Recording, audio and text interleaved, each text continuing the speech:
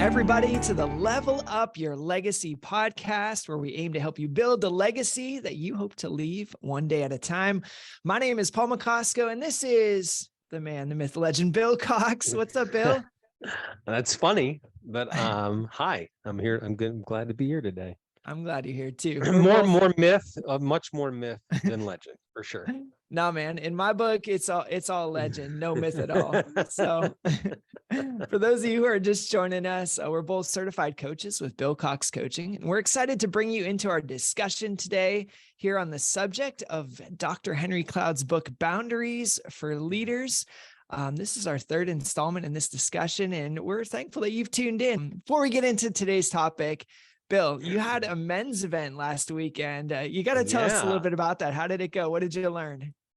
Well, I learned that men like to blow things up and eat bad food, and that's what we did. We had an event that guys could come, and had about 25, 30 guys show up, shoot some trap. My brother was there. We did some tactical handgun training, and we ordered food, had catered food from an area smokehouse. And nice. Some people from our church made about 8 different pies. So yeah, it was all the kind of stuff that men enjoy. So it was a good day. What did I learn? I learned, do not schedule an event outside for the second Saturday in November, when men are going to be holding on to metal guns and their fingers are going to freeze, because we had very cold and inclement weather conditions. Oh my gosh. But hey, the guys were troopers. They were sports. You know, that does kind of come along with the whole world of hunting. You don't always get nice weather, but I would have definitely, next year we'll do it earlier in the fall. See, it's even a manly thing to be out there in the cold, holding cold steel, like shooting stuff and eating meat. I'll tell you what, I'm jealous I don't live closer, because that sounds like an awesome time. It was good, man. I mean, the door prizes, they were to die for. We went all out on our door prizes. My good buddy Alan Hilling from Hilling Pfeffer Insurance, they sponsored us, so that was really, really cool. Well, I'm glad you got to have that experience. So, well, let's dive into today's material. We're talking about chapter 3 in the book, Boundaries for Leaders, and it's called Leading So Your Brains Can Work. I love that title. It makes me think. Before we really get in, I want to circle back to something that we kind of started talking about in our last discussion. Leaders being ridiculously in charge, and ask, what is a leader, honestly? So often when we think of a leader, we think of someone who is a positional leader, someone who has the title of leader, someone who holds that position of authority. But those truly aren't the only types of leaders. And especially when you think about this podcast, we're not talking to leaders who just have the title of leader. We're talking to people who lead, right? And a leader is much more a broad topic. There are these things called functional leaders. So can we talk about that for a second, Bill? What's the difference between positional leadership and functional leadership? And then how can functional leaders lead in their organization? So what do you think? Well, I think that this is where John Maxwell has it right. John has made famous the definition of leadership, where he says leadership is really influence. Yes. It's nothing more, it's nothing less. We've worked with a lot of positional leaders over the course of these past several years of being in business, and love working with positional leaders, but actually we've worked with more people who aren't positional leaders than we have with people who are. And I think it's always fun to work with people who serve in organizations who have seen leadership in a limited way. That leadership is a title, that leadership is a position, that leadership is tenure. And because of a skewed and limited understanding, myths, if you will, about what leadership is, they kind of like take themselves out of the leadership conversation. When in fact, if you think about leadership from the standpoint of influence, and sociologists tell us that in on average, all of us throughout the course of our lifetime will influence up to 10,000 people. And that's You not a small think number. that's not a small Jeez. number. It doesn't matter who you are. So if you're listening to this and you're a stay-at-home mom, or you're an individual contributor in an organization, maybe you fulfill a role that you think nobody even sees, that you're invisible in an organization. It really doesn't matter.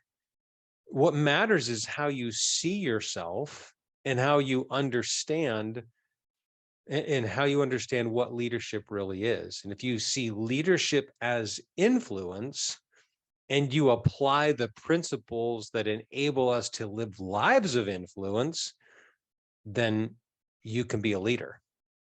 And it doesn't matter what your title is.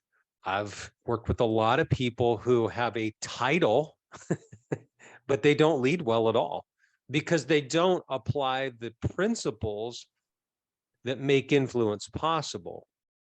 At the same time, I've worked with a lot of people who are positional leaders, and because they understand what leadership really is, they use that platform for great effect, which is wonderful, because the reality is that, and this is why we love working with leaders, by working with one person, you can indirectly have an impact on many people because leaders touch a disproportionate number of lives. But if you're being intentional, you can have that disproportionate impact, whether you have a position or not. One of my favorite examples is an admin at a large company that we do work for, and her name's Annie. Annie's she was an admin for the top executives in their IT division. And I've had many conversations with her about opportunities she's had to move up in the organization.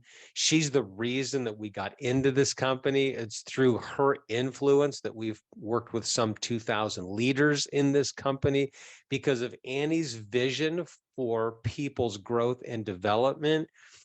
And because she was an advocate for me in that company, I've been able to connect and touch and influence some 2,000 people in that organization. And she said to me on many occasions, hey, I could have had opportunities to apply for certain positions in the business and make more money. She said, I intentionally turned those things down because she said, I realize my greatest platform of influence is by being an admin. She said, I can touch all parts of the business in this role. Well, she's had a massive impact at this company, massive. And she understands what leadership really is. And when you don't care about who gets the credit, you don't care about what title is on your desk or over your door, but you want to live a legacy life and touch people's lives and be an influencer, you can be a leader. And it takes us back to this thing that Cloud talks about. All of us, honestly, are ridiculously in charge. The question is, do we recognize that? And will we leverage that for its greatest potential in the world? I love that story. I mean, if you think about it, one admin touches one person who now impacts 2,000 people. And if each of those 2,000 people impact 11,000 people, then that one admin's impact is exponential, right? And that's just with a little bit of intentionality, just a desire to make a change. Yeah. So like the example there, if we want to lean into practically, how did she do that? Well, I'll give you one example.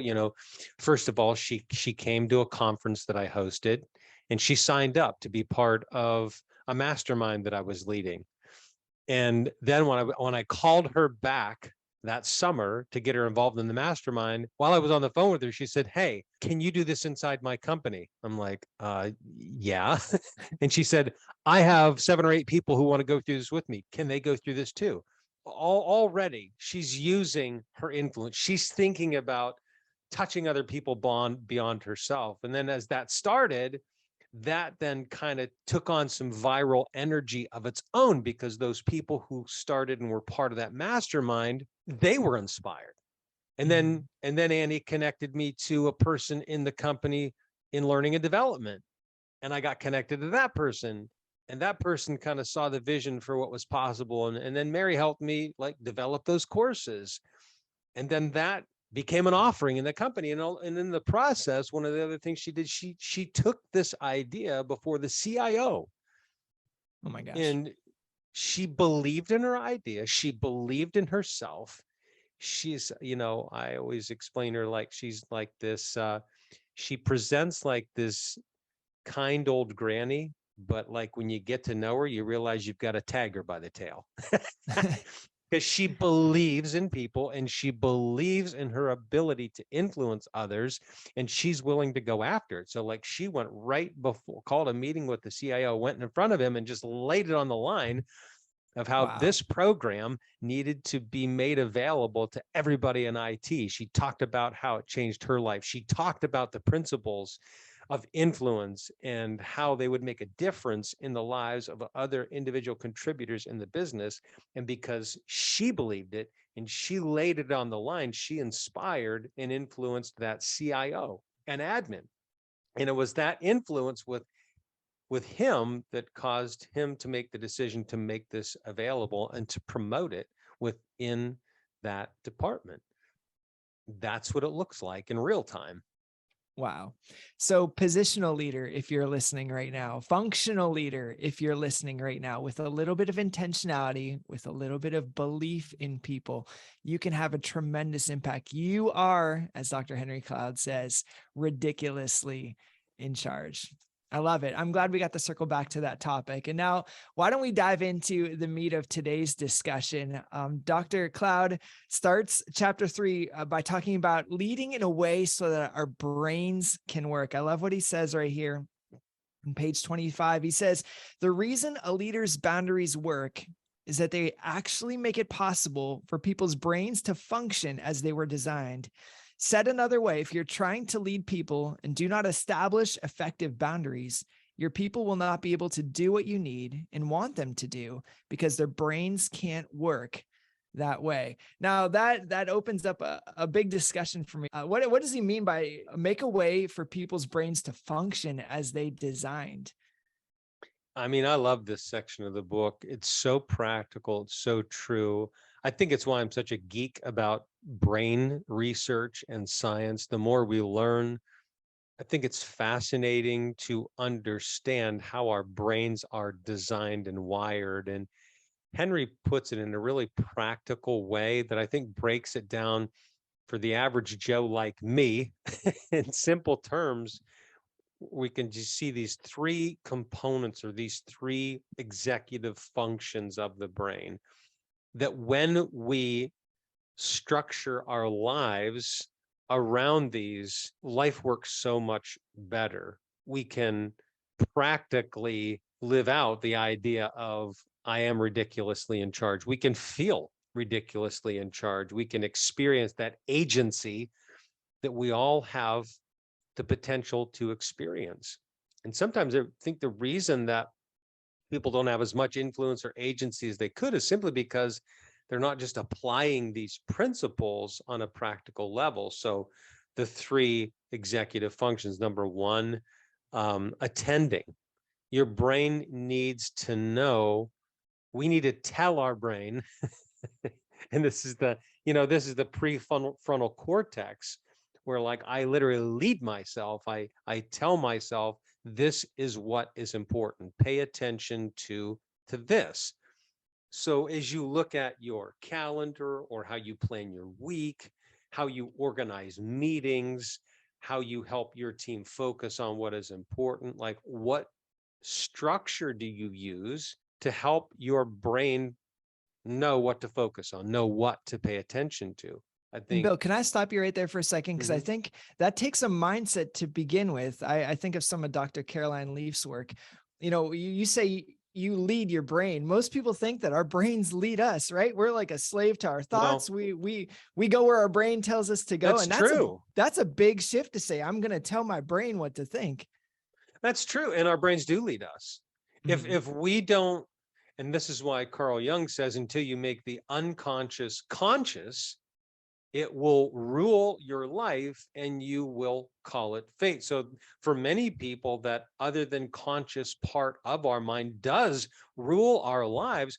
Why? Well, because we're not exercising consciousness and agency to the level that we should be. We're talking about good leaders. We're talking about effective leaders. And we talk about this in coaching all the time. Effective leaders have a means by which they are continually growing in awareness. In coaching, we're always helping leaders become more aware of what is it that you really want? What are those things that are keeping you stuck?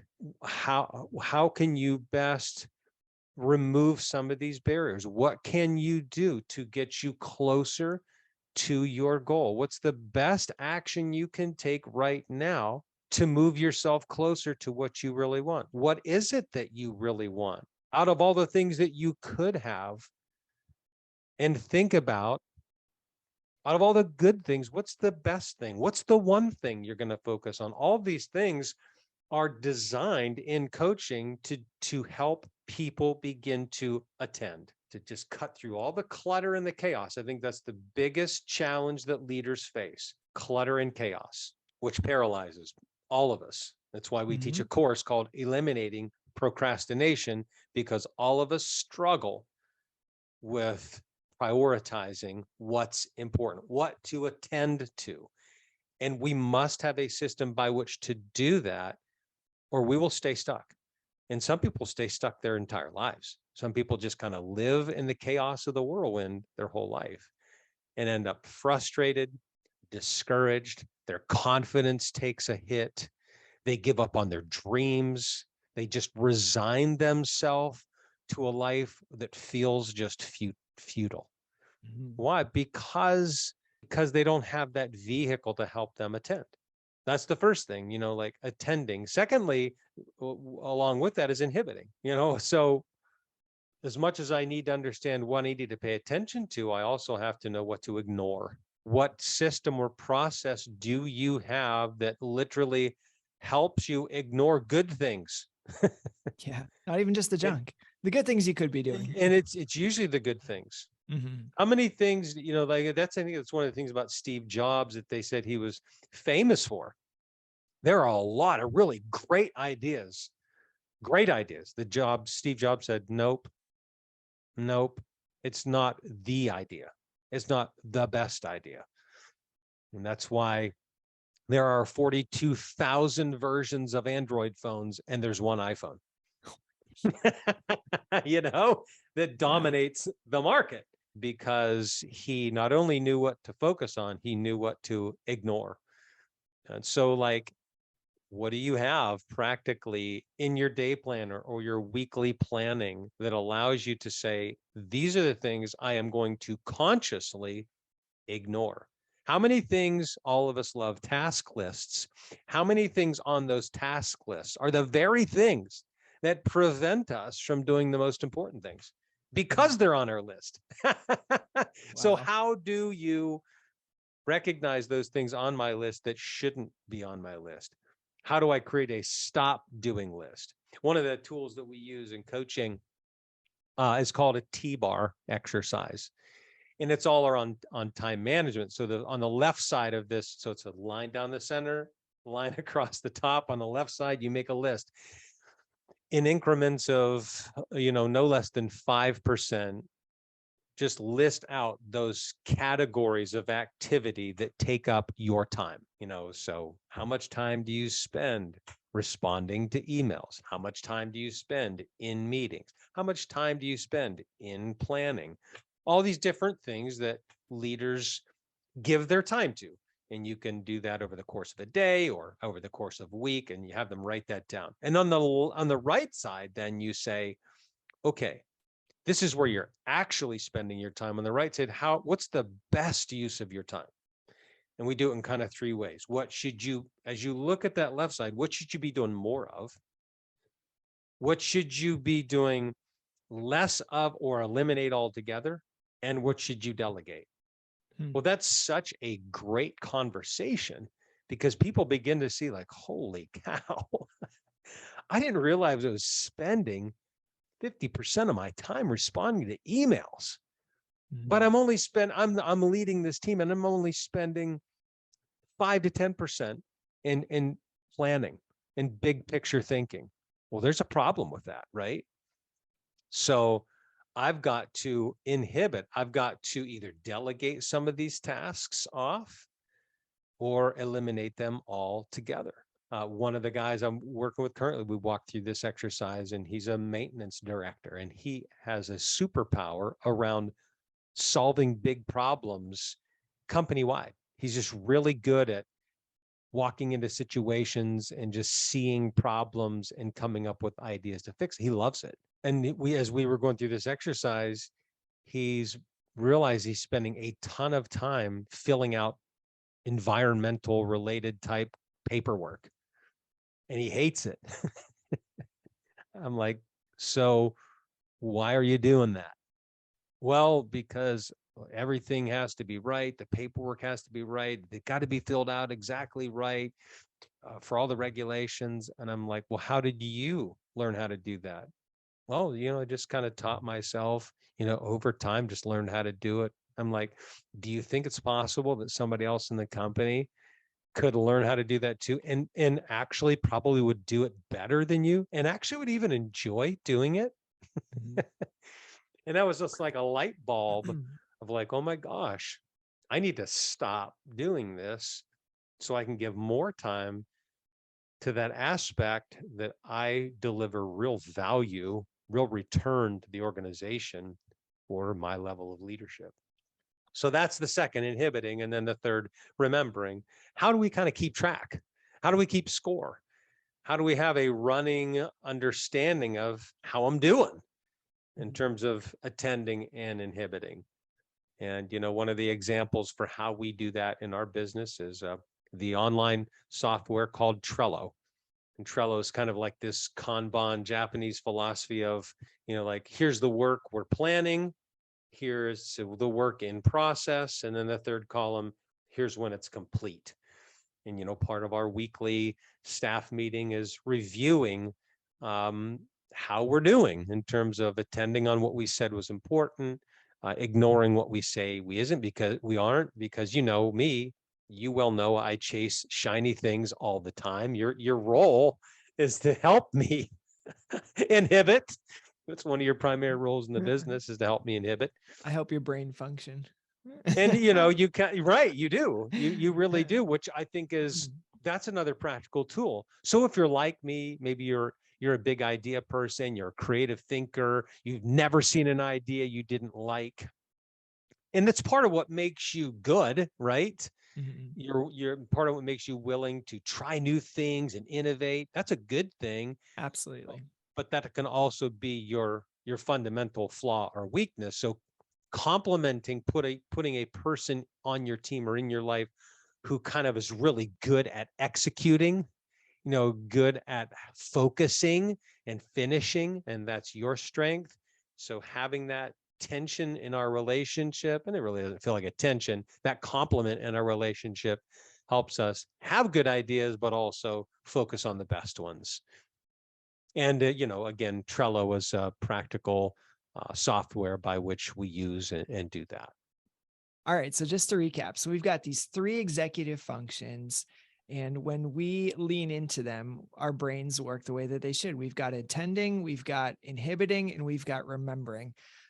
Dr. Cloud goes on to say later on in the chapter, he said, when those three processes of the brain are activated, results happen because they enable the next level of the brain's executive capacities, which are the ones you really want to have activated in your organization. So it sounds like those executive functions are like the baseline. Like this is where you start. This is where you start to get that clarity, that freedom, that ability to take charge of what's most important and to push off the things that maybe you don't even need to be doing, or things that aren't, super priorities right now. But let's talk about, what are some of those next level capacities that the executive functions make possible? Well, I just think it's good to talk about the ones that he lists on page 38 and 39. You know, next level goal selection, planning and organization. You know, how many leaders, their responsibility, their one of their actual positional responsibilities is to, you know, as Maxwell talks about, leaders see more than they see before other Hmm. people. But if your life is so consumed and inundated in the whirlwind of daily activity, then you're not doing the one thing that only you can do for the team that you are actually responsible for. And that is kind of seeing out, you know, 2 months, 3 months, 6 months, helping the team focus around what is most important, right? So goal Hmm. selection, planning and organization, initiation and persistence, flexibility, execution and goal attainment, and self-regulation. You know, one of these things that I think is really practically important to talk about. We work with a lot of individual contributors too. And I can't tell you how many times I have individuals contributors say to me, I have all these things that I'm responsible to do being passed down to me from my manager. I literally don't have the capacity to get it all done. Hmm. Okay, so if you're the kind of leader that's doing that, then you're not doing a good job of exactly what you need to do for your people, which is help them prioritize their time, help them know what they need to attend to and what they can inhibit. So oftentimes I will tell individual contributors, you need to lead up, you need to influence your boss. You also have agency. This is a great example of how you use your agency to be ridiculously in charge without a title. You Hmm. go to your manager and you say, listen, I have X amount of time. I am responsible, as I understand it, to do this, this, and this. I actually have capacity for this, this to do this much. I need you to help me know what I can ignore or let go and what you really want me to focus on, because I don't have the capacity to do everything as I see on my list. So help me understand of these things, what do you want me attend to? Sometimes we have to help our leaders focus, unfortunately, because they're caught in the whirlwind. And then now we're experiencing the brunt of that. All right. And this is the practical downside. If leader, you don't have those structures built in your life where you're attending, inhibiting, and remembering, you're passing that chaos to the rest of your team. And now you're creating stress and overwhelm for them. And now you're just multiplying the chaos and overwhelm and confusion.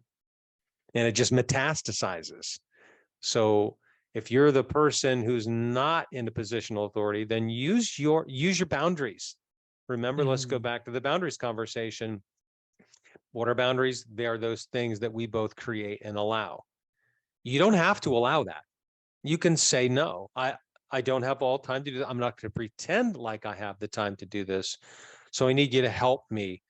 What do you want me to focus on? Because I only have this much bandwidth. Well, and that brings clarity, right? And with clarity, you could do some of these higher level tasks when you know what you're focusing on, what you're not to worry about right now, and remembering the things that you need to remember. That's when you can be flexible to focus on what's most important. It's when you can, execute to the best level because you can give focused attention. Like I love Yeah. the thought of focus and clarity. And as a leader, that's what you need to bring to your team. So that way your brain, not only your brain, but those underneath you, their brains can function in the best way possible as well.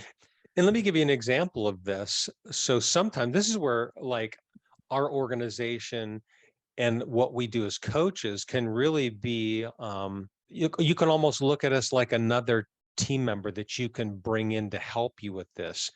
I just had an owner of a company. I've been working with this company for almost since we went into business 8 years ago. And they went through the whole COVID pandemic. And as is the case with many companies during that time, because they had to respond to this a lot of the mandates that were coming down from the government about, people needing to wear masks and social distancing, and even people coming to work. And if you get COVID, then you need to stay home. And how are they dealing with, you talk about triage kind of crisis leadership. This was a massive challenge for leaders to deal with the reality of all that, still keep their workforce together, and keep producing and selling their product. Well, they're on the other side of this now, and I think they did a really good job.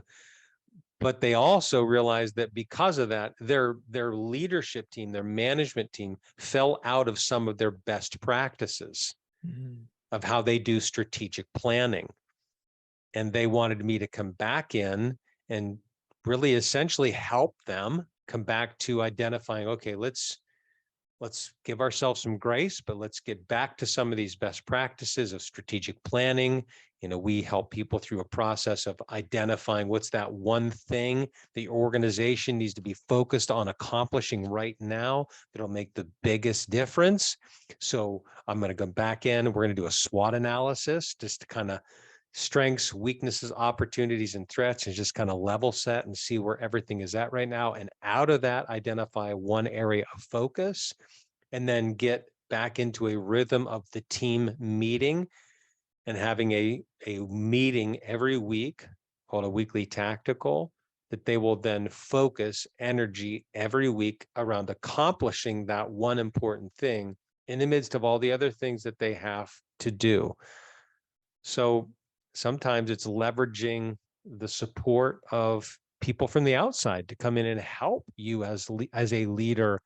Don't feel like it's riding all on you. Leverage the support, the help from other people that could kind of help you implement some of these executive functions so that your whole organization can benefit. Well, and that's a perfect lead into our final question. And again, we want to thank everybody for tuning in today. If this has been helpful, feel free to pass it on to someone else. But let's camp there in the practical aspect of our discussion today. Dr. Cloud says almost every organization in the world has goals and plans, but only a select few organizations benefit from leadership that creates the environment and the practices that attend, inhibit, and remember, and thus making high performance possible. So leader, functional, positional, whatever leader you are today, what is one practical step that you can take to begin implementing these executive functions in your leadership? And Bill, do you have any advice? What do you think is a great first step into, how a leader can attend, inhibit, or remember, set those levels for their team? Well, I'm going to flip the script on this one. I think all of us use some form of a task list. We teach a course called Eliminating Procrastination, and it's all about helping people to attend, inhibit, and remember. And one of the tools, because most everybody uses some variation of a task list in their day planner, or if it's an app or OneNote or whatever, we use the reality that we work with what people use. Everybody has a task list. So how could we take that task list and work with that and improve it and apply these principles and actually make that work for us even better? And you're a coach as well in our organization. You helped me teach this course. And one of the things that we talk about is called the ABCDE method. Learned this from Brian Tracy in his book, Eat That Frog. It's a really practical tool. I'd love for you to talk about it as a super practical way that people can improve how they do task lists. Absolutely. So when you look at your task list and all the things that you've written down are the most important, you start to figure out what it is that only you can do and that what you should be doing right now. So Brian Tracy came up with this method called the ABCDE method, where you assign each item on your task list a letter. So as you're looking through your task list, you start to think through first, what are your A tasks? Your A tasks are the things that are the most important. They're the things that only you can do. They're the things that have serious, serious consequences if you don't do them. And the repercussions of you not doing them are serious, both maybe personally and also for your organization. So you start to look through your list and you assign, what is the thing that only I can do? What are the thing the thing that is most important for me to be doing right now? And so you put an A next to each of those tasks. And then you go through those A tasks again and you start to assign them a number. Like, what's my A1 task today? What's my A2 task today? My A3 task today? And what are you doing? You're attending. You're trying to figure out what is most important. And so then, you have your list of all of your A tasks. Okay. So then there's still a bunch of things in your to-do list and you start looking through them and you go and start to assign a B to those tasks. What are the tasks that would be nice to do, the should do's things, the things that if you did them won't have serious repercussions, but are the things that you should probably do or get done sometime, but are nowhere nearly important as those A tasks. So you start to look for those things, what can I do? What should I be doing? The key word is I. These are things that you can't pass off to other people. They're things that are really important for you to do, but nowhere nearly as important as those A tasks. So then you go through your list and you put B's next to those things. And then you go through your list again and you give C's next to the tasks that, are going to have no consequences either way if you do them or you don't do them. Things that would be, generally good things to do, maybe going out to lunch with a friend or catching up with someone, right? Things that, don't have a time limit necessarily on them, but are things that you probably should do sometime in the future. Those are your C tasks. And then you look again, what's left on my list, and you give D's to those things that you can delegate. Those are the things that are things that you don't necessarily need to do, things that need to get done, but not done by you. I was working with a client one time, and as he was going through his to-do list, he was amazed at all the D's that he had on his list. You fill up your task list with things that you could just knock out quickly, right? And the majority of the things that are on his task list were things that he didn't even need to be doing. So he started delegating all of those things. So those are the D tasks. And then with what's left, those are the things that are E's, eliminate, right? The things that are on there, that's just junk. Just fill in space. It's not going to kill you if you do it. And if you don't, and are going to have no repercussions either way, those time fillers that just suck up moments of our day. And so what are you doing? You're really trying to zero in and focus on what's most important. And, as you get done with that ABCDE process, you can see clearly the A1 task is what you're giving your attention to right now. Then you knock that out and you go to your A2, your A3, your A4. And by the time that you finished your A list, you've already done what's most important that only you can do. And then you can start tackling your B's. And so we'd encourage you to look at your to-do list and to think through it and through that lens of an ABCDE method, and then revisit that. Maybe that's something you do every single day, or maybe that's something you do every single week. So, you have, what you can focus on for the week as well. Yeah. I mean, I think that's great. The only thing I would say is, like, in the B tasks, you have to start getting comfortable with saying no and disappointing people. Part of this process is, I guarantee, if you do this well and you say no to certain things, you will disappoint other people. And for some of us, that is a real challenge based on our personal style, our personality. Some of us, it kills us to disappoint anybody, right? And so for some people, that may be more of a challenge than others, but in doing so, there's something I think very powerful that happens when you start to set boundaries and say no. It gives you an inner, deeper sense of strength and agency, and confidence flows from that, and a sense of appropriate autonomy and individuality that comes from that I think is important for any healthy, thriving human to be able to stand in that agency, to stand in their power and exercise that. Here's other people will respect you for that. And you're literally teaching other people how they should be living, right?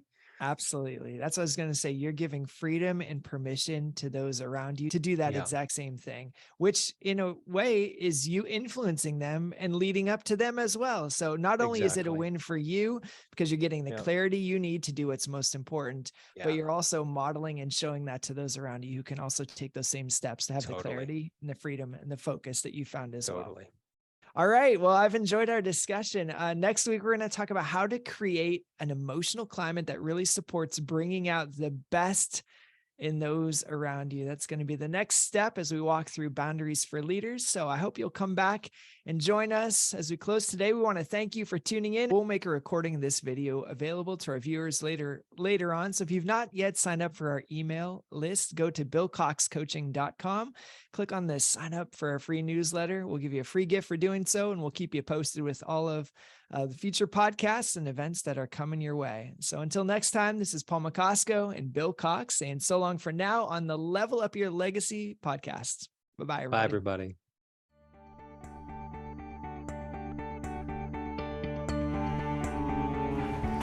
Hey, thanks again for watching today's video. And before you go, subscribe to our YouTube channel and make sure you go to billcoxcoaching.com. Sign up for our regular newsletter to help you move from success to significance and lead your life in such a way that you live a legacy. Have a great day.